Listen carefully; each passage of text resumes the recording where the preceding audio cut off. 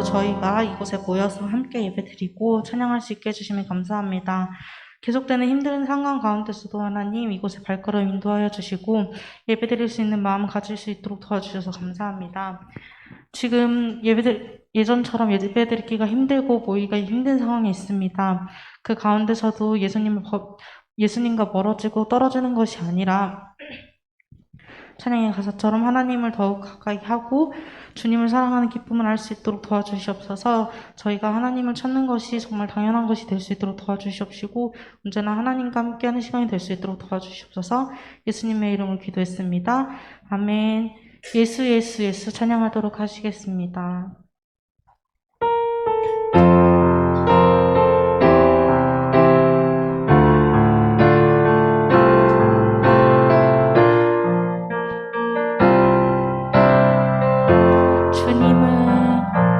주님을 사랑하는 기쁨을 그 즐거움을 빼앗기지 않게 하소서. 주님을 사랑하는 기쁨을 그 즐거움을 빼앗기지 않게 하소서. 예수 예수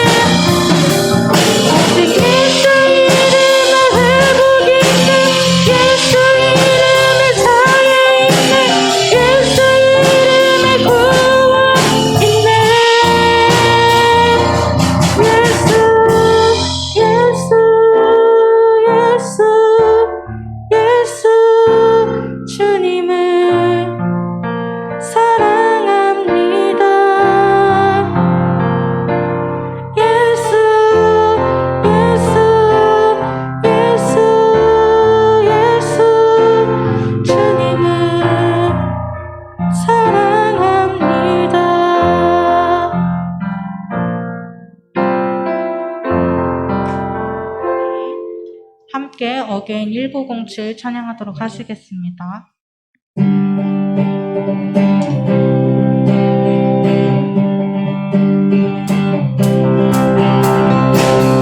100년 전 이 땅 위에 진정한 회개가 있었을 때 주의 교회는 빛이 되기 시작하였네. 불감이 민족을 멸망의 끝으로 몰아갈 때 주의 백성은 깨어 있었네.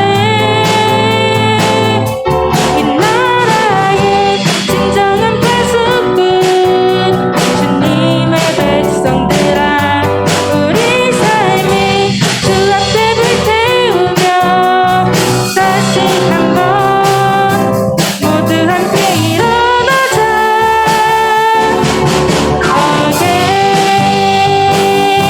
이 땅의 부흥이여,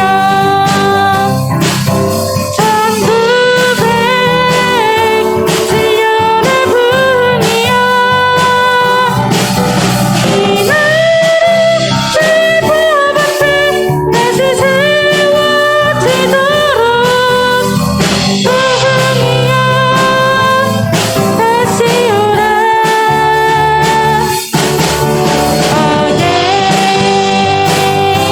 이 땅의 부흥이여, 천구백 질년의 부흥이여, 이 나라 제법 앞에 다시 세워지도록 부흥이여 다시 오라. 이 나라 위에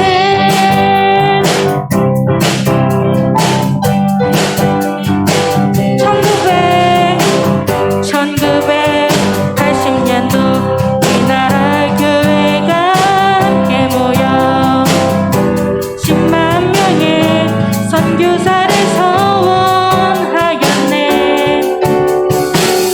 주께서 그 언약 위에 교회와 이 땅의 백성들을 넘치도록 축복하셨네. 세상 향한 복음의 순례자 주님의 백성들아, 우리 삶에 주 앞에 불태우며 다시 한번 모두 함께 일어나자.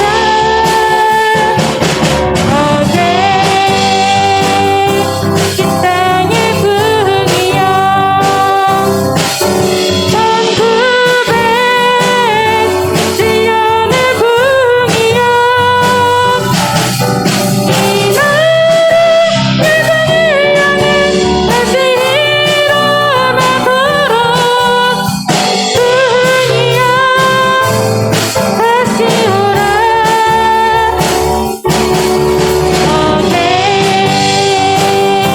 이 땅의 부흥이여, 천구백 질년의 부흥이여, 이 나라 세상을 향해 다시 일어나도록 부흥이여 다시 오라.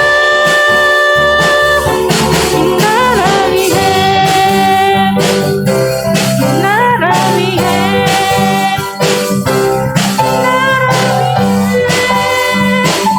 이 나라 위에.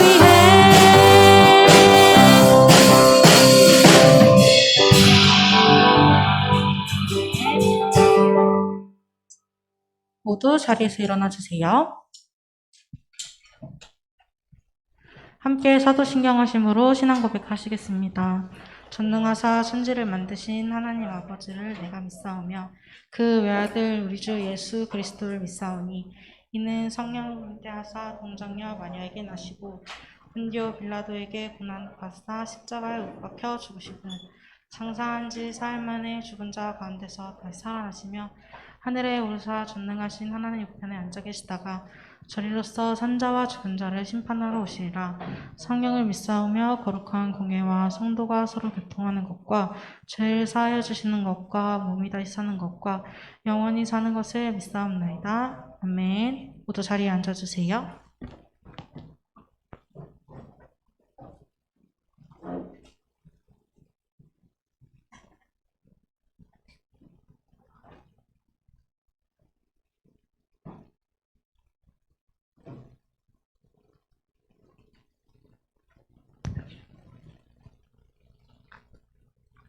기꺼이 주께 함께 찬양하시겠습니다.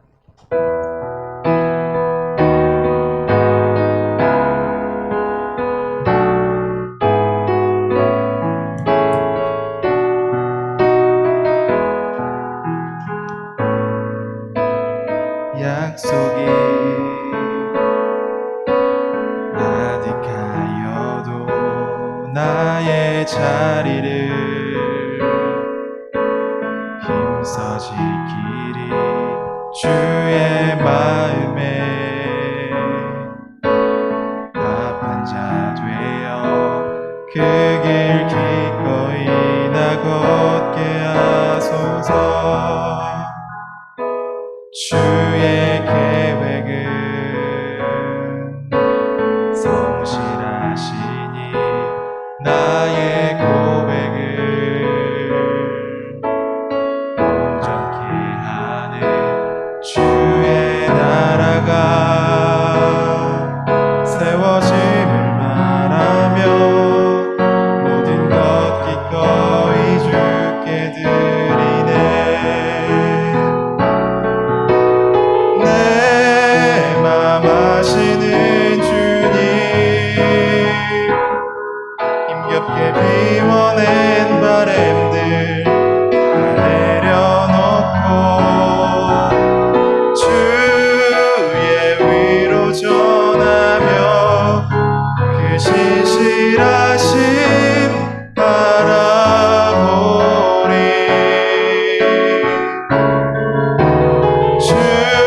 주만 자 되리. 주님의 일하심 비추는 그 통로 되어 주의 나라 위하여 내 소망 넘어 주 뜻 이루소서. 다시 한번 전하겠습니다. 주의 약속이 아득하여도 나의 자리를 힘써 지키리 주의 마음에 합한 자 되어 그 길 기꺼이 나 걷게 하소서. 주의 계획은 성실하시니 나의 고백을 온전케 하네. 주의 나라가 세워짐을 바라며 모든 것 기꺼이 주께 드리네. 내 맘 아시는 주님, 힘겹게 비워낸 바램들 다 내려놓고 주의 위로 전하며 그 신실하심 바라보리. 주만 아는 자 되리. 주님의 일하심 비추는 그 통로 되어 주의 나라 위하여 내 소망 넘어 주 뜻 이루소서. 내 소망 넘어 주 뜻 이루소서. 이 시간 함께 기도하도록 하겠습니다. 하나님 아버지 은혜를 감사합니다. 오늘 이 시간 예배 자리로 우리를 함께 불러주심에 참 감사합니다. 오늘은 또 성령 강림 주일입니다. 성령으로 날마다 충만한 삶을 살아갈 수 있도록 우리에게 은혜를 더하여 주시옵소서. 주님께서 부활하시고 승천하신 후에 어찌할 바 몰라 하는 제자들에게 찾아오셔서 내가 본대로 다시 올려 받음을 받고 너에게 성령을 줄 것이니 너희는 기다리라 말씀하셨습니다. 그 성령을 그 제자들과 이 예배 자리에 앉아있는 우리들에게도 허락하여 주심에 참으로 감사합니다. 이 성령 받은 주의 제자들이 특별히 용기를 내어 복음을 전하고 또 서로 가진 것을 내어 서로를 풍족하게 했던 것처럼 우리 또한 이 복음 가지고 최선을 다하여서 우리의 입술로 우리의 삶으로 이 복음을 증거하게 하여 주시고 또 우리가 가진 것으로 서로를 풍성하게 할 수 있는 믿음의 귀한 공동체가 되어질 수 있도록 은혜를 베풀어 주시옵소서. 더 나아가서 이 땅에 또 우리가 함께 살아가는 이 세상 가운데서 있는 모든 이 불의에 우리가 굴복하지 않게 도와주시고 성령께서 허락하신 이 일상들을 서로가 함께 잘 가꾸어 갈 수 있도록 또 여러 곳곳에 소외된 이웃들을 향해서 이 사랑들을 함께 나눌 수 있도록 우리를 그렇게 불러주셨사오니 부르신 뜻대로 행하며 살아갈 수 있도록 도와주시옵소서. 하나님의 공의와 정의, 평화에 우리는 목말라하고 있습니다. 우리가 있는 삶의 자리에서 뿐만 아니라 이 세상과 이 열방 가운데 평화를 갈망하는 이들을 위해서 시간 간절히 기도하오니 주께서 우리의 심령 가운데 평화를 허락하실 뿐만 아니라 우리의 상황과 우리의 환경 또 세계 열방 가운데서 평화를 갈구하는 심령 가운데 하나님의 참된 평화가 있게 하여 주시옵소서. 오늘 이 시간 함께 말씀을 들을 때에 주께서 우리에게 무엇라 말씀하시는지 귀 기울이며 이 말씀 붙들고 또 하루를 온전히 주의 말씀으로 살아내는 귀한 예배 시간 되게 하여 주시옵소서. 감사드리며 예수님의 이름으로 기도드립니다. 아멘.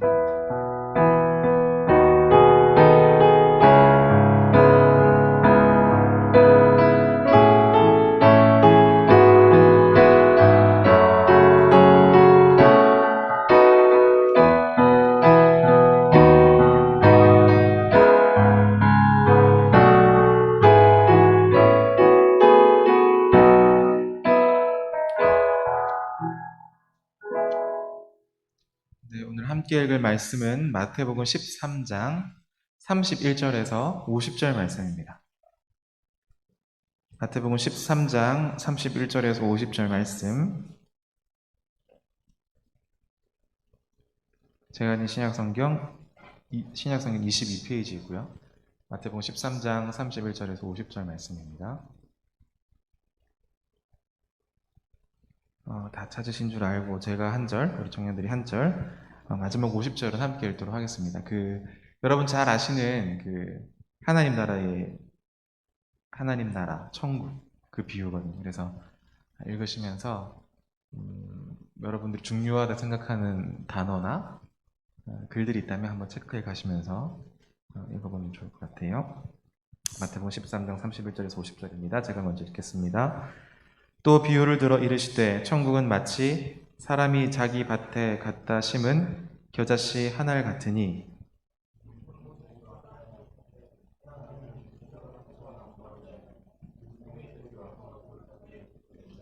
또 비유로 말씀하시되 천국은 마치 여자가 가루 서말 속에 갖다 넣어 전부 부풀게 한 누룩과 같으니라.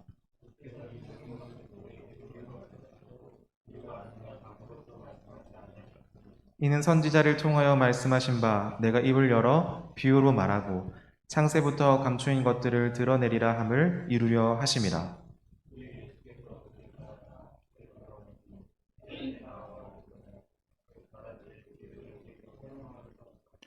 대답하여 이르시되 좋은 씨를 뿌리는 이는 인자요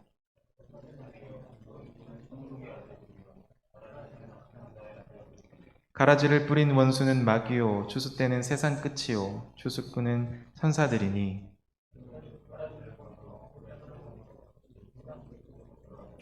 인자가 그 천사들을 보내리니 그들이 그 나라에서 모든 넘어지게 하는 것과 또 불법을 행하는 자들을 거두어내어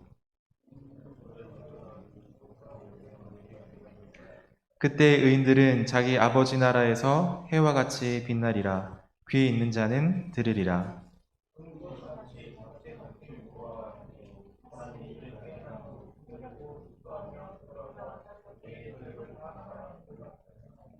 또 천국은 마치 좋은 진주를 구하는 장사와 같으니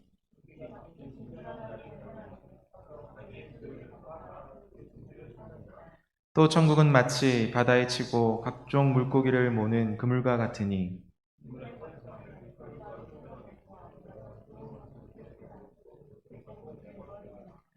세상 끝때도 이러하리라. 천사들이 와서 의인 중에서 악인을 갈라내어 불못불에 던져 넣으리니 거기서 울며 이를 갈리라. 아멘. 비유는 알려진 비밀에 관한 것입니다. 특별히 오늘 이 겨자씨 비유, 또 누룩 비유, 또 이어서 있는 가라지 비유, 또 밭에 감추인 보화 비유, 계속해서 이 비유를 들어서 예수님께서 말씀하고 계십니다. 이 예수 그리스도를 통해서 임한 하나님의 나라, 천국은요, 아무나 쉽게 대해도 좋을 만큼요, 또는 쉽게 무시해버려도 될 만큼 아주 작아 보일 수가 있습니다. 천국, 하나님의 나라, 사실 우리의 삶 깊이 이해되어지거나 또 체험되어지거나 가까이 있는 것처럼 안 보이니까, 왜냐하면 죽고 나서 경험해야 되는 것처럼 느껴지니까 사실은 저 멀리 있는 것처럼 여겨지죠. 그래서 쉽게 대하고 쉽게 생각하고 가볍게 여깁니다. 그렇게 작아 보인다는 거예요. 겨자씨가 어떤 모양인지 아세요, 혹시 여러분? 쌀 모양, 우리 쌀 한 돌 있잖아요. 그거보다 더 작은 모양입니다. 겨자씨. 근데 왜 예수님께서는 이 겨자씨를 들어서 하나님 나라, 천국에 대해서 말씀하실까요? 저도 이게 집에 이제 살림을 조금씩 하는데, 그 쌀, 포대기 있는 쌀을 이제 통에 조금씩 넣어가지고 이제 먹거든요. 그럼 통에 넣어가지고 이렇게 포대기 있는 쌀을 통에 부어가지고 그 통을 냉장고에 넣어 놓는데, 붓다 보면 한 톨씩 두 톨씩 떨어져요. 바닥에. 그러면 제가 다 줄까요, 그거? 되게 쉽게 생각해요. 뭐 이렇게 쓰레기통에 버리거나, 뭐 싱크대 음식물통에 버리거나 이렇게 하거든요. 우리는 그렇게 하나님의 나라와 천국을 그런 자세로 대할 때가 많다라는 거예요. 또는 그렇게 대하기 쉽다라는 것을 오늘 예수님께서 우리에게 말합니다. 그만큼 가볍고 그만큼 무시할 수 있는 모습이라는 것을 우리에게 오늘 말씀해 주고 있습니다. 누가 여러분 겨자씨 한 알 같은 이 작은 것에 관심을 가질까요? 그래서 이러한 모습 때문에요, 하나님 나라 또 천국은 자주 거절당하는 이유가 되기도 합니다. 예수님께서 이 땅에 오셔서 우리가 계속해서 마태복음을 보는 것처럼 많은 사람들을 치료하시고 또 죄사함을 허락하시고 진리의 말씀으로 하나님 나라와 천국을 알려주셨어요. 또한 그러한 모습은 성령의 강권적인 능력으로 예수님을 통해서 그의 권세로 드러나기도 했습니다. 그러니까 우리가 말하는 세상이 말하는 어떤 힘 이런 것도 아니었고 어떤 강제성을 가진 그런 모습도 아니었습니다. 더더욱 이스라엘 백성들이 간절히 기다리던 정치적으로 훌륭한 모습도 아니셨어요. 예수님의 모습은. 어떨 때 그 능력이 드러났죠? 바로 예수님의 말씀을 통해서 그 능력이 드러났음을 우리가 계속해서 살펴봐 왔습니다. 하나님 나라, 천국은요, 복음의 말씀, 치유함과 죄 사함, 또 생명을 주시는 복음이라는 이 말씀의 씨앗으로 오늘 이 예수님의 시대에 이스라엘에게 심겨진 겁니다. 하지만 그러나 무시당해요. 놀라운 치유도 일으켜 주셨고 죄 사함의 권세도 행하셨고 참된 생명을 주셨음에도 불구하고 무시당해요. 참된 것들을 전해 주었는데도 무시당합니다. 왜 그럴까요? 작아 보이기 때문이에요. 가벼워 보이기 때문에 그렇습니다. 무시당할 만큼 하찮게 여기기 때문에 그렇습니다. 아무것도 아닌 것이라고 생각하기 때문에 그렇습니다. 수많은 전도자들, 선교사님의 가장 큰 무기가 뭘까요? 우리 주변에 목회자들도 많고 또 무명의 전도자들도 많고 또 선교사님 가족들을 아는 지체들도 많을 거예요. 자, 그들의 가장 큰 무기가 뭘까요? 물론 다른 여러 가지가 필요하겠죠. 그런데 가장 큰 무기는 바로 말씀입니다. 말씀과 더불어 나타나는 성령의 능력이에요. 이것이 바로 가장 큰 능력입니다. 오늘 이 겨자씨는요, 어쩌면 우리가 이렇게 생각할 수도 있어요. 겨자씨를 말씀이라고 생각해 봅시다. 이 말씀은 무시해도 좋을 만큼 위력적이거나 강력해 보이지를 않아요. 일주일에 한 번 우리가 청년부 공동체로 모여서 말씀을 듣는데, 또는 주일날 이렇게 와서 말씀을 듣는데 가볍게 보일 수 있다는 거예요. 그것이 강력하지 않은 것처럼 느껴질 수도 있다는 겁니다. 그런데 중요한 것은요, 교회만이 가지고 있는 강력함은 바로 그 선포되어지는 말씀 가운데 있다라는 사실을 우리가 잘 기억하셨으면 좋겠어요. 또 그 능력은요, 우리가 이 자리에 함께 모여서 말씀을 듣는 우리 한 사람 한 사람을 통해서, 우리 공동체를 통해서 단순히 말씀을 듣고 끝나는 것이 아니라 그 말씀을 듣고 순종함으로 행할 때 나타나는 성령의 열매를 통해서 우리의 능력이 드러나고 하나님의 나라가 드러나고 천국이 드러난다는 사실입니다. 교회의 권능, 교회의 힘은 설교자에게 있거나 또는 어떤 정치적인 힘에 있거나 경제적인 능력에 있거나 사회적인 힘이 결코 아니라는 사실들을 여러분 꼭 기억하셔야 돼요. 특별히 한국 교회 안에서는 좀 영웅주의 같은 게 있죠. 유명한 설교자 누구누구. 좋은 면도 있겠지만 또 생각해보면 사실은 영웅주의는 좋은 것이 아닙니다. 교회의 권능은 말씀을 통해서 선포되어지고 그 말씀 앞에 순종하는 능력에 있어요. 사실은 말씀을 순종하는 것도 쉽지 않죠. 아까도 말씀드렸지만 겨자씨 같아 보이기 때문에 가볍게 여겨도 되고 그냥 잊어버려도 되고 그냥 무시해도 되니까. 하지만 이것을, 가벼워 보이는 것을, 무시해도 되는 것을 순종하는 능력, 사실 그 능력은 대단히 중요하고 값진 것입니다. 작아 보이고 무시해도 좋을 만큼 무력해 보이기도 하는 그것을 순종하는 능력, 그것이 진짜 능력인 것이죠. 자, 그렇다면 이 생명의 말씀이 낳는 결과는 어떨까요? 우리에게 이 복음이라는 생명, 말씀이라는 생명을 예수 그리스도를 통해서 지금 이 시대를 살아가는 우리들에게도 허락하셨습니다. 자, 이 생명의 결과는 무엇일까요? 그 생명의 말씀에는 하나님의 은혜의 통치가 있습니다. 왜냐하면 하나님의 생명의 역사가 성령을 통해서 우리 속에 작용하고 있기 때문입니다. 우리가 어떤 것들을 행할 때마다 늘 마음속에 갈팡질팡하는 마음이 있는 것은요, 그게 선한 일이든 악한 일이든 우리 안에 성령께서 역사하시기 때문에 그래요.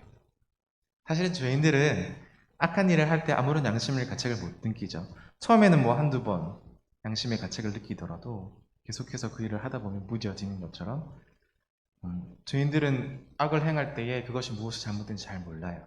그런데 우리는 나쁜 행동을 할 때마다, 죄를 범할 때마다 그것이 왜 나쁜지를 알 수 있습니다. 성령께서 우리 안에 역사하시기 때문에 그렇습니다. 그만큼 생명은 놀라운 거예요. 이 생명은 죄와 또 악함, 우리의 죽음보다도 더 강한 것이라고 성경은 우리에게 말합니다. 아무도 막을 수 없는 이 하나님의 생명, 우리에게 허락하신 이 생명, 영적인 악한 권세도 우리를 이것에서 막을 수 없다라고 로마서에서 말해요. 하나님의 사랑에서 끊을 수 없다. 그런 생명을 우리에게 주셨다라고 말합니다. 이렇게 예수님께서 허락하신 영적인 생명, 이 생명의 복음을 가진 교회. 그래서 교회가 아무리 여러분이 보실 때 작고 초라해 보여도 결코 사단한테 압도당하거나 죽음의 권세에 압도당하지를 않습니다. 그런 공동체를 우리가 함께 이루어가고 있는 거예요. 때가 이르면 우리는 또한 이 생명의 열매를 맺게 될 것입니다. 하지만 계속해서 또 우리 마음속에는 불신과 가벼움과 무시함들이 생기죠. 왜냐하면 겨자씨와 같은 모습으로 있을 때가 많기 때문입니다. 예수님을 통해서 임한 하나님의 나라의 모습, 이 천국의 모습이 정말 그것이 승리할까라는 의심이 불러일으킬 만큼 작고 연약하고 무시해 버릴 것 같은 모습이기 때문에 그렇습니다. 겨자씨 나무 있잖아요. 겨자씨 나무. 자라가지고 새들이 깃든다라고 오늘 표현합니다. 제가 찾아봤어요. 근데 겨자씨 나무는 아무리 커도 우리가 생각하는 만큼 엄청 커지지를 않아요. 그런데 이 겨자씨 나무에 새들이 와서 깃들인다고 말합니다. 조금 과장된 것처럼 보이기도 해요. 하지만 결국엔 이렇게 풍성한 열매를 맺는다라는 것을 우리에게 말하고 있는 것이죠. 하지만 여전히 우리가 생각하는 것만큼 막 큰 나무가 아니기 때문에 어쩌면 우리가 생각하는 것처럼 초라한 모양새로 그 모습은 계속될 수 있어요. 하지만 그것이 많은 이들에게 걸림돌이 될 것도 함께 경고하고 있습니다.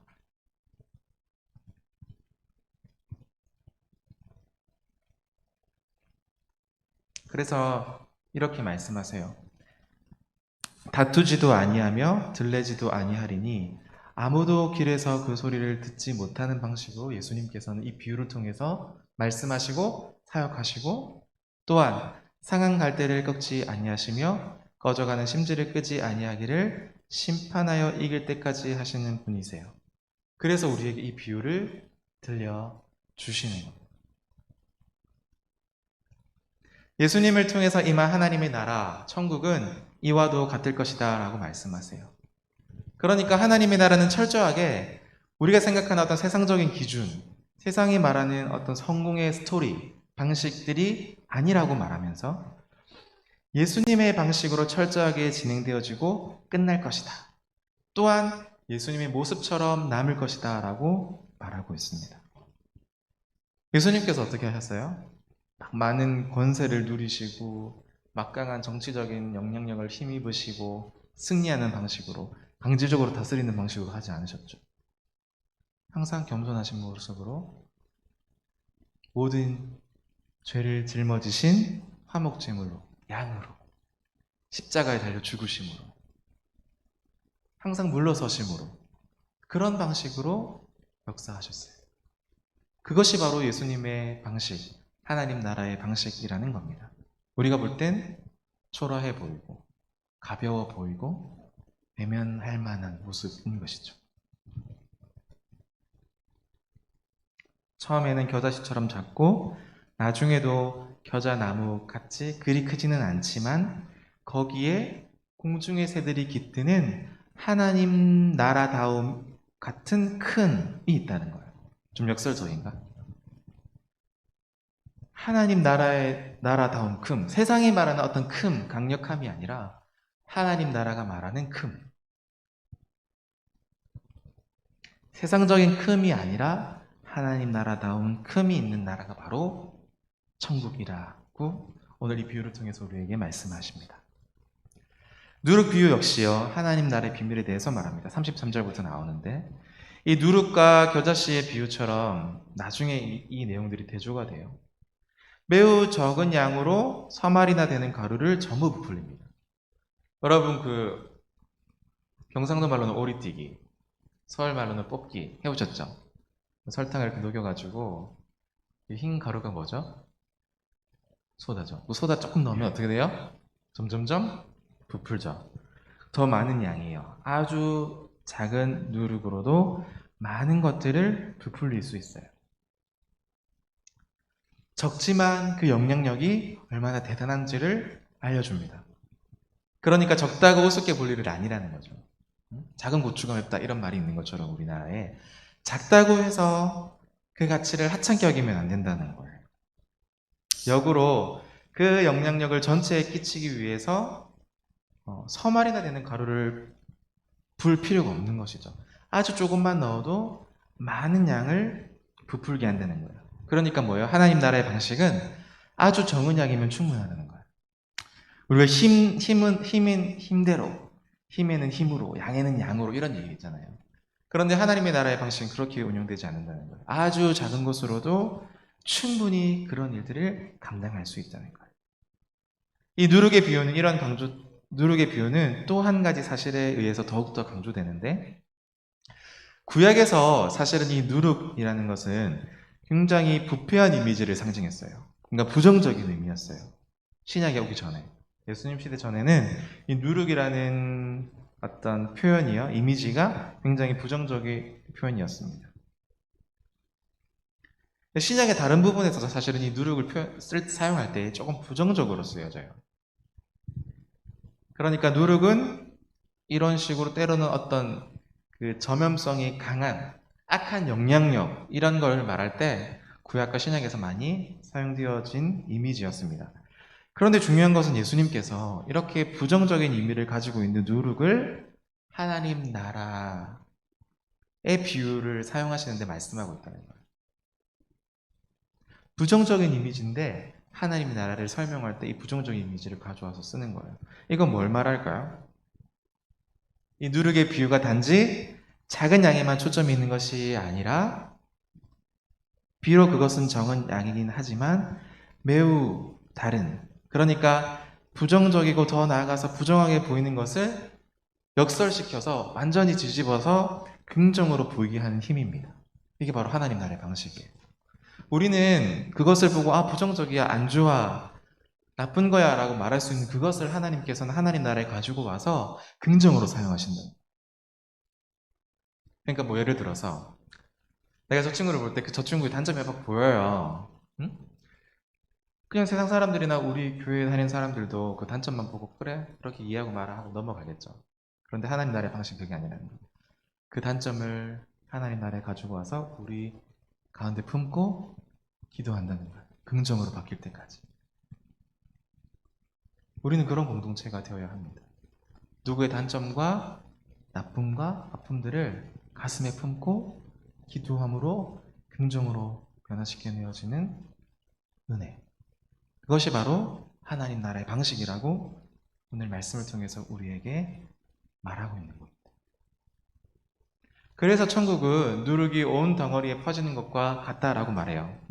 우리가 부정한 것이라고 생각하고 멀리하고 걸려 넘어질 거야 라고 하는 이런 것들이 하나님 나라에서는 굉장히 중요한 것이 된다. 우리 안에 있는 부정적인 것들, 우리 안에 있는 나쁜 것들을 하나님께서는 어떻게 해요? 역설적으로 사용하셔서 긍정으로 만드시고 그것이 하나님 나라의 중요한 일을 하는 데 쓰이도록 만드신다라고 말하고 있어요. 이것은 세상 방식과는 완전히 다른 것이죠. 예수님께서 말씀하신 대로 여러분 잘 아시는 것처럼 세리와 창기들, 대제사장들과 장로들보다 이들이 먼저 천국에 들어간다라고 마태복음 21장에서 말합니다. 왜 바리새인과 서기관들, 하나님을 누구보다 잘 알았던 이 사람들보다 세리와 창기들이 대제사장들과 장로들보다 먼저 천국에 간다고 말했을까요?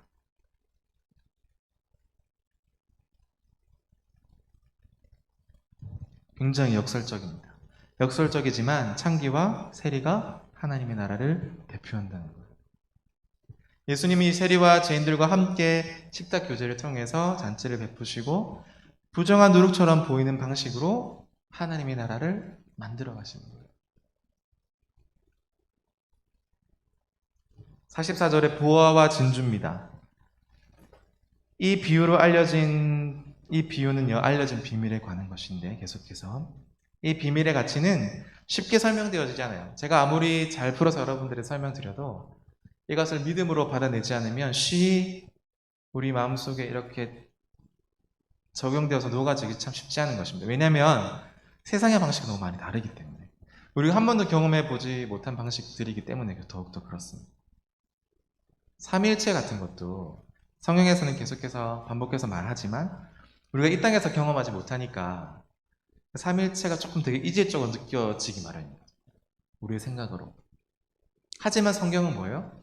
계속해서 삼위일체 하나님에 대해서 말하잖아요. 비유도 마찬가지입니다.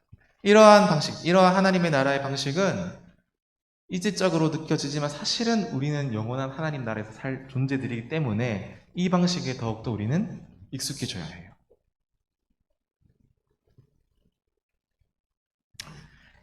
이 비유는, 즉 이 부활은 가진 사람들에게 있어서 숨겨진 부활과 같다라고 말합니다. 44절에 특별히 이 비유는 제자들에게 하신 말씀처럼 보여요. 항상 그 이스라엘 백성들이나 그 종교 지도자들한테 비유로서 설명했었는데, 이 44절 이하에 나오는 비유들은, 36절부터 나오는 이 비유들은 제자들에게 하신 말씀인 것처럼 보입니다. 그래서 예수님께서 이 제자들, 무리들에게 들려주신 이 씨 뿌리는 자의 비유들은 특별히 제자들에게 풀어 말씀해 주신 후에 계속해서 감추어진 보화와 값비싼 진주의 이야기로 들려주세요. 이 비유들은 제자들에게 헌신이 어떤 방식으로 가능한가를 설명해 주고 있습니다. 제자들에게.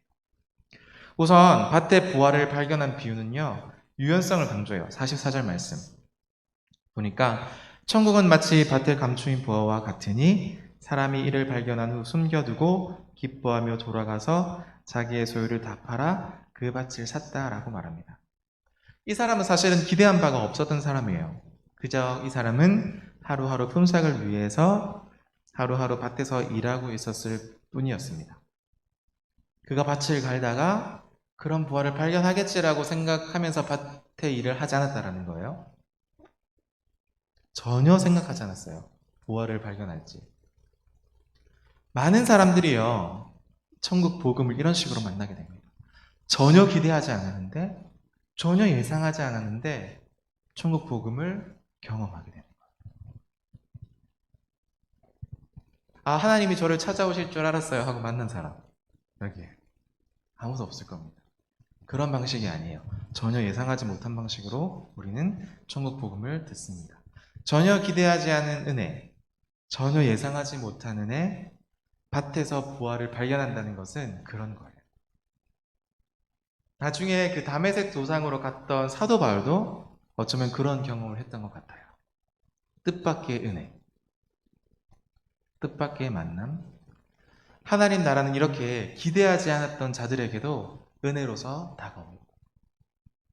그래서 사실은 우리는 우리만 이 천국 복음을 알고 있으면 안 돼요. 뜻밖의 은혜가 미치도록 우리 가까이 있는 친구들과 친족들, 아직도 예수님 모르는 사람에게 언제든지 이 뜻밖의 은혜가 일어날 수 있도록 말할, 복음을 전할 준비를 해야 한다라는 겁니다. 하나님께서 주권적으로 베풀어 주신 은혜에 대한 사람들의 반응은 그럼 어떠할까요? 이 사람들의 반응은 넘치는 기쁨입니다. 넘치는 기쁨. 뜻밖의 은혜를 받았더니 어떻게 사람들이 반응하냐면 넘치는 기쁨으로 반응을 해요. 이 사람은 곧 자기의 모든 소유를 팔아서 그 밭을 삽니다. 조금도 아쉬울 것이 없죠. 그 밭에는 보화가 감추어져 있으니까. 보화처럼 천국을 발견해서 소유한 사람은 남에게는 보여줄 수 없는 영적인 비밀을 가지고 있는 사람들입니다. 그래서 사실 이 자리에 앉아있는 여러분들은 다 영적인 비밀을 가지고 있는 사람들이죠. 귀합니다. 거기에 바로 성령, 곧 하나님의 나라에 속한 모든 생명력이 그 안에서 샘솟는 거예요. 그 비밀 안에서. 말할 수 없는 비밀. 이 비밀의 가치는 이 비밀을 소유한 사람의 선택에 의해서 드러납니다. 밭에 감춰진 부와 같아서 자신이 가진 모든 것을 다 주고 살 만큼 귀하다고 여기는 것이죠. 이 비밀. 그래서 사실은 조금 아무래도 교회에서 하는 설교들이 근본적인 설교들이 많다 보니까 복음을 난 사람들은 헌신해야 됩니다 라는 말이 우리의 귀에 들리기에는 좀 어떻게 들리냐면 일방적으로 헌신을 강요하는 것처럼 들리기도 해요. 그런데 결코 천국의 삶은 일방적인 희생이 아니다라고 말하고 있는 거예요. 그가 자신의 가진 모든 소유를 다 내려놓는 이유는 이 가진 보화의 가치를 그 사람만이 가장 잘 알기 때문에 그렇습니다. 밭에서 우연히 보화를 발견한 사람이 자기의 소유를 다 팔아서 그 밭을 사는 것은요, 다른 사람이 볼 때 매우 어리석어 보이는 일이죠. 그러나 그 비밀은 그 사람만이 알고 있는 소중한 비밀입니다. 그에게는 그것이 하나도 손해보는 일이 아니죠. 그래서 이 제자도의 비밀을 말하면서 예수님께서 그 제자들이 받은 천국의 비밀, 그것은 바로 예수 그리스도를 아는 지식에 있었다라고 말할 수 있는 거예요. 그 제자들이 보고 깨닫는 천국의 가치에 따라서 그 헌신이 결정되어지는 거죠. 우리가 예수 그리스도를 얼마나 많이 아느냐, 얼마나 많이 경험했느냐의 차이가 우리 헌신을 결정한다는 거예요. 많이 알고 많이 경험한 사람은 더 하나님 앞에 바르게 헌신할 수 있겠죠. 일방적으로 온전히 올인해라라고 말하는 그런 헌신을 지금 말하는 게 아닙니다. 많이 알고 많이 경험한 사람일수록 하나님을 사랑하고 이웃을 사랑하는 것을 더 많이 할 수 있다는 것을 지금 말하는 거예요. 문제는 밭에 감추인 보화를 발견하고도 그 보화의 가치를 발견하지 못하는 사람에게 있습니다. 진주 비유입니다. 이 값비싼 진주를 발견한 상인 비유 역시요, 하나님의 나라의 가치를 이해하고 아는 것이 천국 복음에 대한 그 사람의 반응을 결정한다라는 사실들을 말해줍니다. 이 비유는 조금 다르죠. 이 진주 상인은요, 좋은 진주를 찾아다녀요. 아까 밭에 부화를 발견한 사람의 비유와는 좀 다릅니다. 이번엔 순전히 우연이라고만 말할 수가 없어요. 상인은 열심히 찾고 있기 때문입니다. 그가 가지고 있는 진주들보다 더 귀한 진주를 찾아다니고 있어요. 그런 끝에 상인은 마침내 이 극히 귀한 진주를 만납니다. 그리고 그 진주가 극히 귀한 진주임을 알아봐요. 이 밭에 감추인 보화의 비유와 그 과정은 좀 다르지만 이 반응이 똑같습니다. 놀랍게도. 상인도 자신의 소유를 다 팔아서 극히 귀한 진주를 삽니다. 상인이 극히 귀한 진주를 발견하는 것도 사실은 은혜죠, 은혜. 그것은 자신의 모든 소유를 팔아 살 만큼 가치 있는 진주라고 여겼기 때문입니다. 그렇게 하지 않으면 언제금 다시 그 귀한 진주를 만날 수 있을지 또한 모르기 때문이기도 합니다. 그것을 놓칠 수 없었고 놓쳐서는 안 되는 기회라고 생각했다는 거죠. 그런 점에서 이것도 은혜라고 말할 수 있습니다. 은혜. 천국 복음은요, 그것을 우연히 듣게 된 사람에게나 아니면 오래도록 그런 소식을 기다리고 찾았던 사람들에게나 다른 무엇과도 바꿀 수 없는 귀한 보화와 같은 것이라고 오늘 말씀을 통해서 우리에게 알려주고 있습니다. 자신의 병을 고치고자 예수님을 찾아가서 천국 복음을 듣게 된 사람이나 니고데모처럼 율법을 알고 하나님의 뜻을 구하다가 예수님을 만나게 된 사람, 혹은 사마리아 여인처럼 장차 메시아가 올 줄 알고 기다리다가 참으로 그 예수님을 만나게 된 경우, 이 모두가 다 천국 복음이 그 가치를 알아보는 사람에게 있어서 기대하지 않았던 은혜로 다가온다라는 것을 우리에게 알려줍니다. 그리고 그들이 보인 반응은 한결같은데 다른 사람들이 보기에는 이해할 수 없는 결정적이고 헌신적인 모습으로 나타난다는 거죠. 특별히 기뻐하는 모습. 반대로 천국 복음을 듣고도 이에 대해서 반응하지 않는 사람들은 그 천국 복음의 가치를 발견하지 못한 사람들이에요.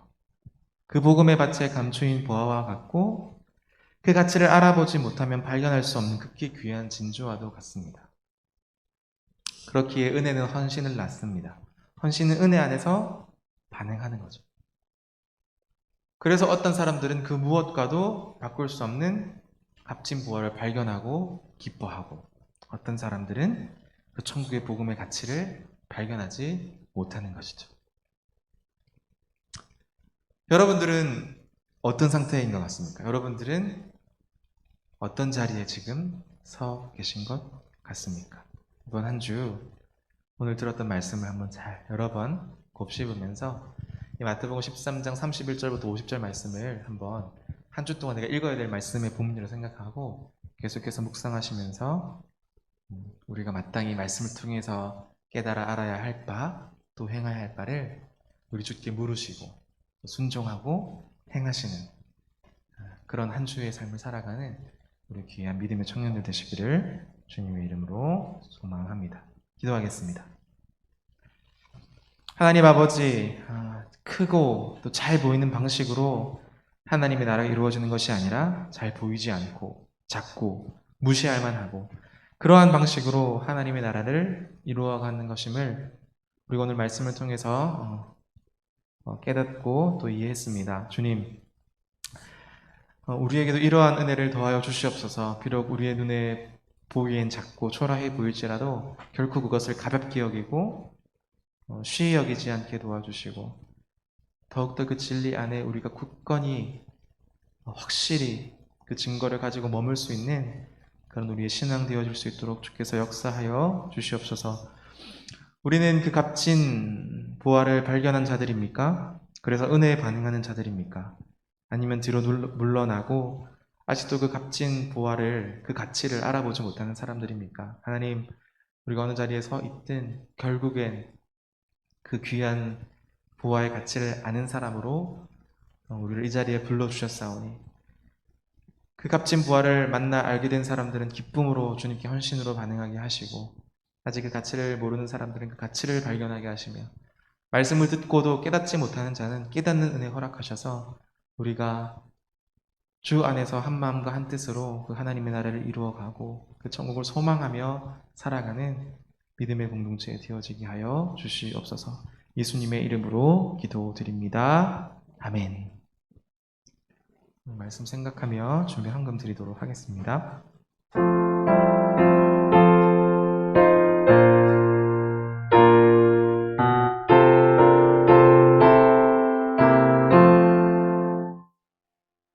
주께서 주시는 해 한없이 크오니 우리가 받은 것을 감사히 바치세. 기쁨은 충만하고 소망은 불변해. 정성과 마음을 다해 경배를 드리세. 드려진 헌금을 위해서 기도하도록 하겠습니다. 사랑이 많으신 하나님 아버지, 감사합니다. 우리 하나님을 사랑하는 마음으로 이 자리에 나와 하나님 예배케 하시니 감사합니다. 그 사랑과 그 은혜와 또 그 가치를 알게 하신 그 큰 사랑을 힘입어 오늘 이 시간 우리 모든 것 드린다 고백하며 우리 삶의 작은 일부를 주 앞에 구별하여 드리오니 이 예물 기쁘게 받아 주시옵소서. 드린 손길마다 날마다 하나님의 은혜가 30배 60배 또 100배 열매를 맺는 귀한 믿음의 지체들 될 수 있도록 은혜를 베풀어 주시고, 나를 위한 신앙뿐만 아니라 또한 남을 위한 신앙으로 우리가 더 나아갈 수 있도록 은혜를 베풀어 주시옵소서. 감사를 드리며 예수님의 이름으로 기도드립니다. 아멘. 오늘 시간에는 기꺼이 주께를 한 번 더 부르고 찬양을, 여기 첫 번째 가사에 보면 기꺼이 주께 PPT 있으면 한 번만 띄워주시겠습니까? 초록색 바탕으로 된 기꺼이 죽기 PPT. 한번 띄워봐 주시겠습니까? 화면에. 시간이 좀 걸리는 것 같으니까 기꺼이 주께 찬양해 보면 주의 약속이 아직하여도 나의 자리를 힘써 지키겠다라는 가사가 있어요. 그래서 오늘 이 시간에 우리가 한 주간 우리의 삶의 자리는 어딜까? 또 우리의 삶에서 어떻게 하는 것이 하나님께서 기뻐하는 것일까? 하나님의 마음에 합한 자가 되는 것이 어떤 모습일까를 좀 생각해 보면서 직장에서 또는 학교에서 우리 가정에서 또는 우리 공동체 관계에서 또는 말하자 여러 우리 환경 상황 속에서 기꺼이 주께 우리가 힘써 지켜야 될 우리의 자리, 모습, 우리의 태도 이런 것들 좀 생각해 보면서 함께 찬양하고 기도했으면 좋겠다 싶습니다. 함께 찬양 보도록 하겠습니다.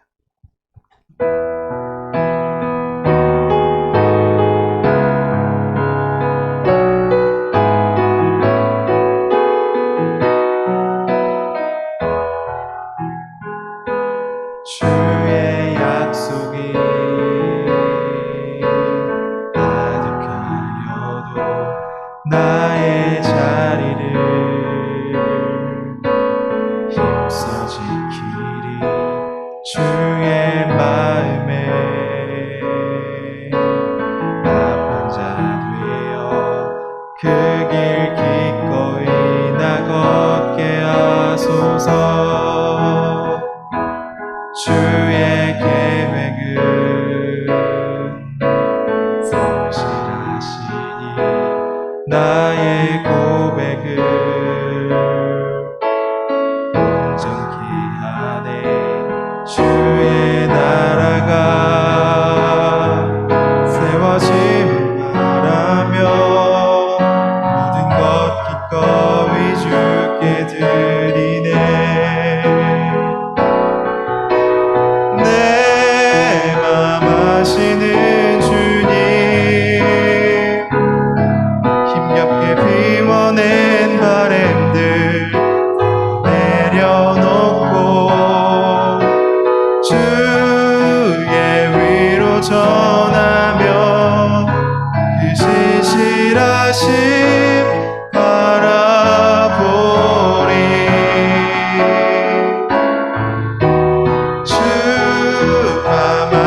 자 되리. 주님의 일하심 비추는 그 통로 되어 주의 나라 위하여 내 소망 넘어 주 뜻 이루소서.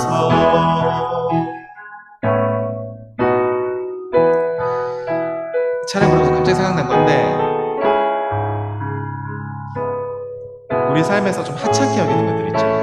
사소하게 여기고 하찮게 여기고 뭐 그 정도는 아무것도 아니야 라고 여기는 것들을 한번 이번 한 주는 소중하게 여겨보는 게 좋겠다. 소중하게, 귀하게, 아끼면서 시간을 좀 그렇게 생각했던 사람들은 시간을 좀 사랑하고 아끼면서 보내고 싶어요. 지금 나의 상황이 안 좋은데 빨리 벗어나고 싶어 하잖아요. 그런데 그게 아니라 안 좋은 상황을 좀 잘 머물면서 이 안 좋은 상황 통해서 하나님께서 나에게 말씀하시고자 하는 게 뭔가, 하나님께서 이 상황도 우리에게 허락하셨는데 이 상황 속에서 나에게 원하시는 바가 뭔가를 좀 생각해 봅시다. 또 그리고 우리가 상상하던 대로 또 잘 되는 사람들 있잖아요. 그런 사람들도 하나님께서 왜 이렇게 나에게 좋은 상황들을 허락하셨는가를 좀 진중하게 주님께 물으면서 사소하게 여기는 것들, 또 작게 여기는 것들, 우리 부모님들과의 관계, 또 우리 친구와의 관계, 또 담쌓아져 있는 잊어버리거나 외면하고 싶은 우리의 상황들과 환경들도 좀 끄집어내서 굳이 그 시간들과 그 존재들, 그런 것들을 좀 귀히 여기고 사랑해보는 그런 시간 우리가 가질 수 있으면 좋겠다 생각이 좀 듭니다. 그래서 이 시간 함께 우리 그런 것들을 좀 떠올려보면서 한 주간 그렇게 살겠습니다. 주님, 그렇게 살지 못하더라도 한번 도전해보겠습니다. 이런 이렇게 하면서 우리 한번 이 시간 나와 또 우리 이웃을 위해서 함께 기도하도록 하겠습니다. 주여, 하나님 간절히 소망합니다. 하나님께서 우리에게 맡겨주신 사소한 것들, 또 작은 것들, 하찮은 것들이 무엇입니까? 그것이 복음이 되어줄 수도 있고 예수 그리스도가 되어줄 수도 있고 또 기도하는 자리가 될 수도 있고 말씀을 듣는 자리가 될 수도 있고 우리 가족이 될 수도 있고 또 우리의 환경과 상황이 될 수도 있고 또 우리의 잊혀진 친구들이 될 수도 있겠습니다. 하나님께서 우리에게 이런 일들을 통하여서 무엇을 원하시는지를 우리가 이거 한 주간 간절히 주 앞에 아뢰일 수 있도록 도와주시고 그리고 앞서 역사하시고 우리를 통해서 또 우리 이웃을 통해서 말씀하시는 하나님의 음성을 정확히 기울일 수 있는 한 주의 삶 되어지게 하여 주시옵소서. 그저 무뚝뚝하게 우리의 삶을 지나쳐가지 않게 하시고 우리에게 주어진 시간, 환경, 상황들을 귀히 여길 수 있도록 도와주시고 나에게 생명 주신 그 하나님 앞에 나의 삶을 온전히 드리며 헌신하며 기쁨으로 살아갈 수 있도록 도와주시옵소서. 그 가치를 발견한 사람들은 기쁨 안에 잘 머물 수 있도록 도와주시고 하나님 마셔도 그 가치를 발견하지 못한 자들에게 그 가치를 발견하게 되어지는 놀라운 하나님의 지혜와 깨닫게 하시며 은혜를 허락하여 주시며 또 혹시나 이 말씀을 듣고도 뒤로 물러서는 자들이 있다면 주님 그 마음을 긍휼히 여겨주셔서 하나님의 그 가치, 그 복음의 가치, 그 부활의 가치를 알 수 있는 자들로 주께서 속히 인도하여 주시옵소서. 하나님 오늘 우리가 이 시간 함께 결단하고 다짐하며 간절히 기도하니 하나님 그러하지 않을지라도 최선을 다해서 주님 앞에 서게 도와주시고 이번 한 주를 주님 앞과 우리 사랑하는 지체들 앞에서 교회에 살아낼 수 있도록 그래서 우리가 다음 주에 만났을 때 함께 우리 고백과 함께 풍성할 수 있도록 잘했던 것도 나에게 주시옵소서. 주기도문으로 모든 예배를 마치겠습니다. 하늘에 계신 우리 아버지여 이름이 거룩히 여김을 받으시오며 나라의 마옵시며 뜻이 하늘에서 이룬 것 같이 땅에서도 이루어지이다. 오늘날 우리에게 일용할 양식을 주옵시고 우리가 우리에게 죄 지은 자를 사하여 준 것 같이 우리 죄를 사하여 주옵시고 우리를 시험에 들게 하지 마옵시고 다만 악에서 구하옵소서. 대개 나라와 권세와 영광이 아버지께 영원히 싸움나이다. 아멘.